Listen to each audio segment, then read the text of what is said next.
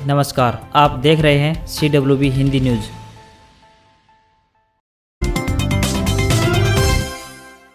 Olympic खिलाड़ियों को उनकी तैयारियों के लिए 5 लाख देने वाले मनोहर लाल देश के पहले मुख्यमंत्री बने। इसके अलावा पूरे देश में हरियाणा सरकार ही ऐसी सरकार है जिसने ओलंपिक टिकट मिलने पर खिलाड़ियों को 15 लाख रुपए व 6 करोड़ ओलंपिक गोल्ड पर देने की घोषणा की है। हमारे खिलाड़ी हमारा मान है, यह बात प्रदेश सरकार के OSD गजेंद्र फोगाट ने कही। वे शनिवार को झज्जर जिले के गोरिया गांव में ओलंपिक व वर्ल्ड नंबर 2 शूटर खिलाड़ी मनु भाकर के गाँव पहुंचे व उनके परिवार से भेंट की।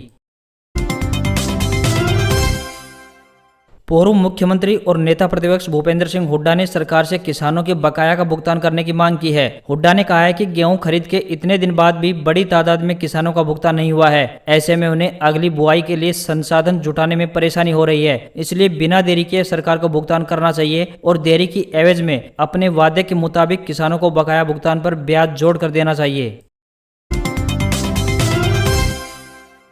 प्रधानमंत्री फसल बीमा योजना अपडेट्स 31 जुलाई तक फसल का बीमा करवा सकते हैं किसान। यह योजना सभी किसानों के लिए स्वैच्छिक है, इसलिए यदि ऋणी किसान इस योजना में शामिल नहीं होना चाहते तो वे 24 जुलाई 2021 तक अपने बैंकों में लिखित आवेदन करके योजना से बाहर यानी ऑप्ट आउट हो सकते हैं।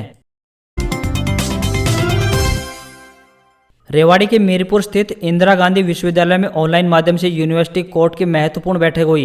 यूनिवर्सिटी कोर्ट किसी भी विश्वविद्यालय में सबसे उच्च स्तर की काउंसलिंग होती है, जिसमें बहुत ही महत्वपूर्ण निर्णय लिए जाते हैं। एक अति महत्वपूर्ण निर्णय लेते हुए यूनिवर्सिटी कोर्ट ने एक प्रस्ताव अनुमोदन किया। विश्वविद्यालय में पढ़ने वाले जिन विद्यार्थियों के माता पिता का देहांत कोविड-19 के कारण हो गया, उन सब से फीस नहीं ली जाएगी।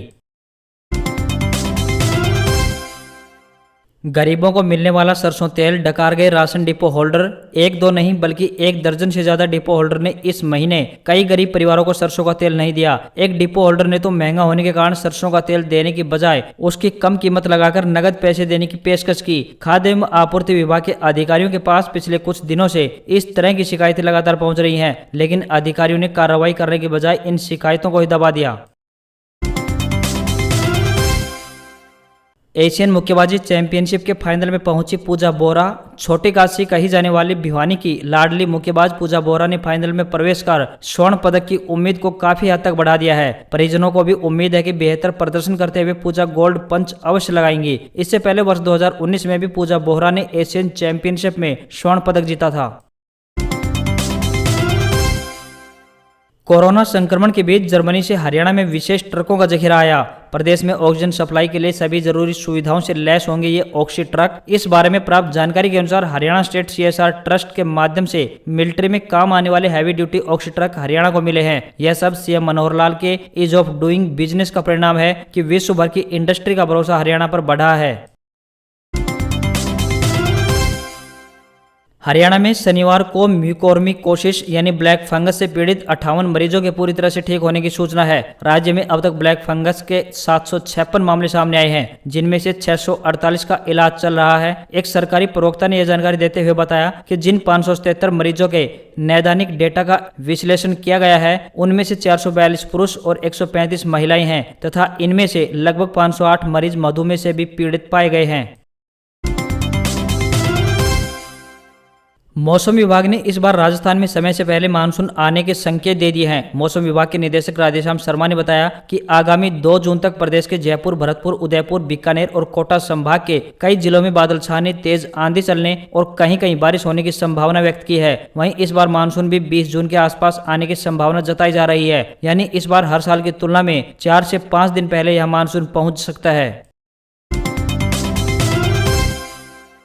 लुधियाना से श्रीनगर के बीच 501 किलोमीटर के रेलवे ट्रैक का निर्माण कार्य तेज गति से चल रहा है। रेल मंत्री ने अप्रैल 2023 से लुधियाना से कश्मीर के लिए ट्रेन शुरू करने का दावा किया है। चिनाब पर बने दुनिया के सबसे ऊंचे रेलवे पुल से यह ट्रेन गुजरेगी। इस ट्रेन के शुरू होने पर लुधियाना से श्रीनगर के बीच का 16 घंटे का सफर मात्र 10 घंटे में पूरा होगा। फिलहाल कटरा से बनिहाल के बीच 111 किलोमीटर के सेक्शन में काम चल रहा है। कश्मीर से कई तरह के फ्रूट और ड्राई फ्रूट जैसे आलू बुखारा, सेब, आड़ू, खरमानी व बादाम पंजाब समेत देश भर में सप्लाई होती है। श्रीनगर, बारामूला, कंगन, बनिहाल, काजीकुंड समेत कश्मीर के कई जिलों से सर्दी का माल लेने के लिए वहां के व्यापारी भी लुधियाना आते हैं। इन सभी को दोनों तरफ से फायदा पहुंचेगा।